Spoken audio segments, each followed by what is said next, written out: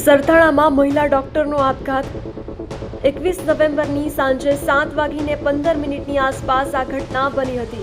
સુરતના સરથાણામાં એક શોપિંગમાં 9મા માળે આવેલા ચાય પાર્ટનર કેફેમાં ફિઝિયોથેરાપી ડોક્ટરે નીચે કૂદીને આપઘાત કર્યો હતો।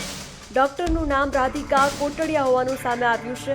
આ ડોક્ટરના આપઘાતને લઈને સ્થાનિક પોલીસ દ્વારા તપાસનો ધમધમાટ શરૂ કરવામાં આવ્યો છે।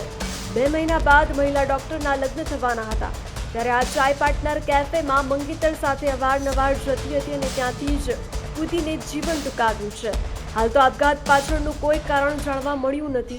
તો મૃતકના પિતા હીરાના કારખાનામાં રત્નકલાકાર તરીકે નોકરી કરે છે। રાધિકા સરથાણા જકાતનાકા વિકાસ શોપર્સમાં પહેલા માળે પોતાનું શ્રીજી ફિઝિયો ક્લિનિક ચલાવતી હતી। 19 ફેબ્રુઆરી 2026ના રોજ તેના લગ્ન થવાના હતા। દરરોજ સવાર સાંજ રાધિકા પોતાના મંગેતરની સાથે વાતો પણ કરતી હતી।